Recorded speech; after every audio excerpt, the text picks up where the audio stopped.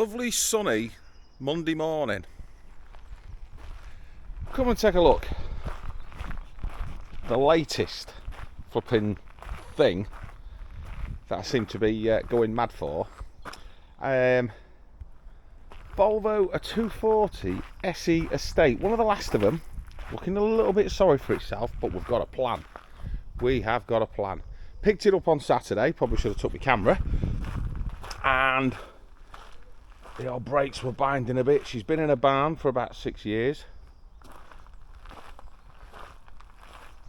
Started straight up, drove home, but the brakes were binding a bit, so I ended up with a little bit of a funny brake pedal by the time I got home. So I drove her about 40-50 mile home.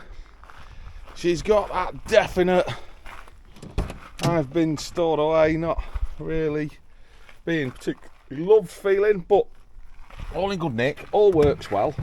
Bit of a lambda light, which is like an engine light for one of these, but she's nice, and we've got a plan. Something a little bit different for it. Well, to us anyway, and to most people. I've not seen it before, so, and no, we're not going to bang a race it or anything like that. So this is the prelude to what's coming, really. So, yeah. What a car. And then we might have a special trip for it. We'll see. We'll see. So, that's it. That's the all the introduction we need. What should we call it? Kurt? I don't know. Anyway. What a machine. That's all I can say. What a machine. Now what we got? Well, thanks for watching for a start. This beauty, it's not really a sales video, this one is kind of, well, I don't know what I'm going to do with this. Bought it a few months back. So anyone who's getting, going to get a little bit angsty about me ruining a 240 Volvo, please don't. I'll explain why in a minute. So this car, we kind of saw there was a bit of a scene in Europe for this lifted Volvo 240 job. So we thought, well, we already had a 240, one which is a nice one, and that one, I thought, well, that's a bit too nice, that. We've got two really nice 240s. We've got an old 245, and we've also got a 240 GL. That's a lovely car. Done about 90,000 miles. We've also got an old 244 saloon as well. But all of those were all a bit too nice to do this to. Now then, you may well say, Matt, this is a 240 SE automatic. It's the desirable one. It's an automatic. It's the 2.3 engine. All that stuff that you'd say, well, please don't chop it up and do things. Well, to explain a bit of its story, I'll try and put some pictures in it at the end. So if you want to see what the car looked like before, just fast forward to the end if you can't bother listening to me waffle, or watch it through to the end. I'll show you the rest of the car. So this car came to us. It had been stood for years, absolutely years, inside. So it wasn't necessarily the worst car, but it was well used when it came. So the arches were a bit crusty. There was just, filthy dirty. The paint, I'll add a picture at the end of the video. The paint on the car was so bad, it was like chalk. So that took hours of cutting and polishing. So it really was a sad car. Really needed love. So we gave it some. And this is where we came to. So contacted some guys over in the Netherlands, and they do a kit. So shout out to them. That's Lucas Car Mods. They do a kit, which we bought in, which involves a bit of cutting of struts, a bit of stuff goes on at the back, some spaces and what have you. Well, we actually changed that. The kit that we used, we actually went for a different style of rear end and got some lifted springs from a Jeep Cherokee that fitted in the back that lift the car up. So the car now, I think it's roughly 4.5 inches higher, put a set of Kuhmo mud terrains on it, and it doesn't drive bad on them. It kind of looks like the car that Volvo should have bought. Maybe a little bit more extreme in this case. There were other ones, if you have a look around the web for lifted Volvo 240s, and you'll see just exactly, you know, what extreme some people go to. We've got the nice Virgo alloy wheels on there, in good condition. And I say, these Kuhmo Venture tyres and what have you. Now the body's pretty straight. It's still got marks on it, who cares?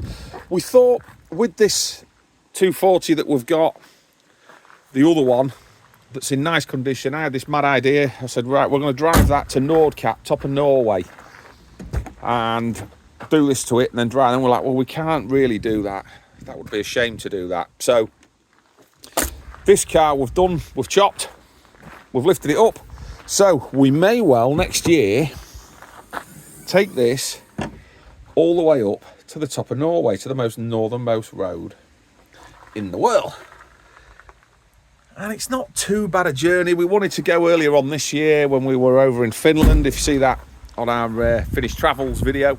And we really had a good time, but we couldn't get, because that road operates convoy system during the winter, so we just couldn't get up there in a hire car and make it all work. So we did say, well, we'll come in the summertime and see how we go. This might not be the best car to go in, to be honest, but I think it will.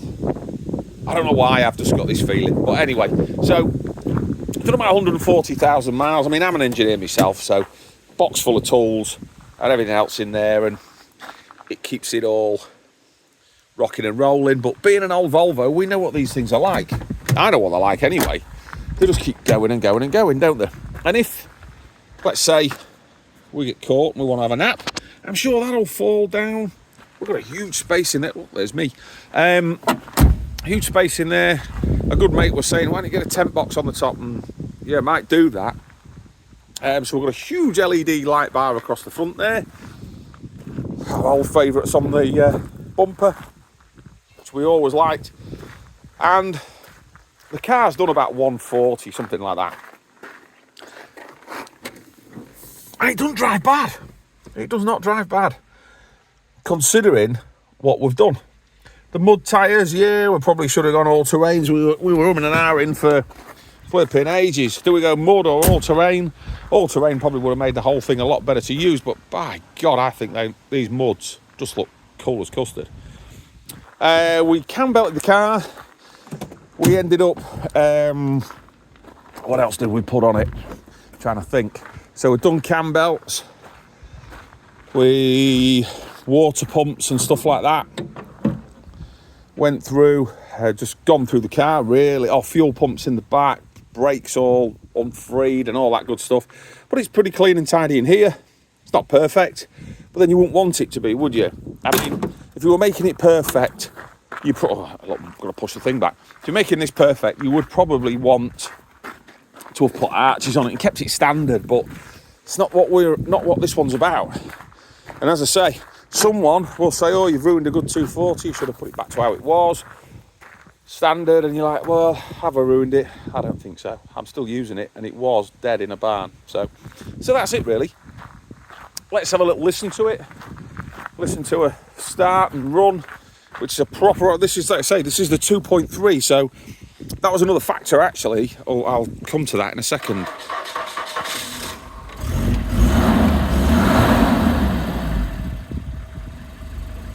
Now that is quiet as a mouse.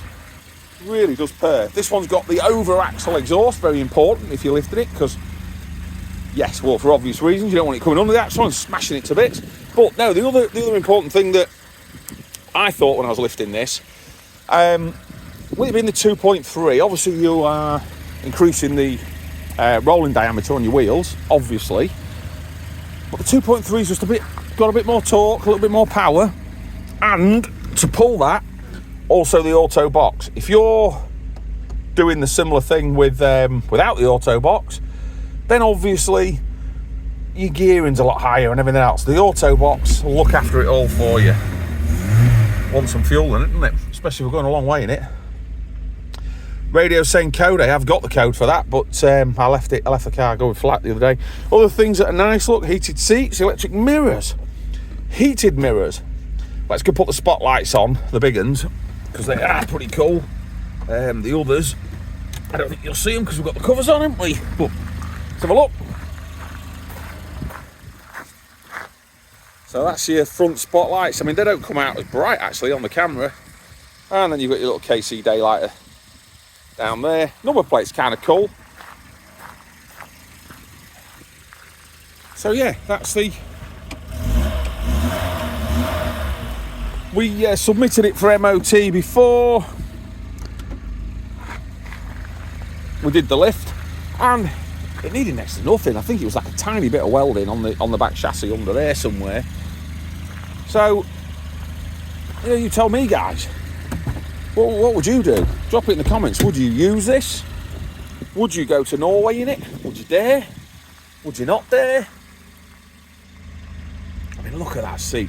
I know when Lisa was valeting it, she said the quality of the stuff that they're using here, the carpets and everything's just bloody brilliant. So yeah, drop it in the comments below. Do you think you would use this to go to Norway in and enjoy the ride?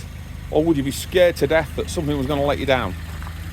I'll let you know now that right now, as the car stands, driving it about, some of the springs are still bedding in and making some strange noises, but don't know why. And aside from that, it drives pretty well. So would you do it? I'm unsure, but I think we will, just because I am unsure when we get a bit like that in this house. The AA go that far? I'm sure it will. I'm sure the AA will take us all that way. So yeah, that's the car. 4.5-inch lift-ish. Done. You have to cut the front struts and extend them. Get some inserts into the tubes for the front struts so the shocks sit on them properly. The Trader's roof rack was ace. I bought it for another car, but had to go on here. And that's it, really. That's our Volvo 240. Probably the car that Volvo should have run, the XC240. Let's call it that. If you fancy it, or you fancy one done, I'm sure we could do it. If your car's looking a bit rough around the edges, like I say, arches, we had to cut them all out. They were all rusty. So, what have we ruined? Pair of front legs. Everything can go back to standard dead easily. So, there you go. Thanks for watching, boys and girls. It's always a pleasure to have you watch us and our little channel grow. If there's anything that you think, oh God, I didn't like that car, or I do like that, please make it be known, and it helps you see other vehicles that we make or sell. Lets you know about them first, doesn't it? Well, that's it. I'm out of here. I'm going to disappear. Probably, like I say, insert a few bits after this of the car, before, round, during, all that kind of stuff, and you can decide for yourself.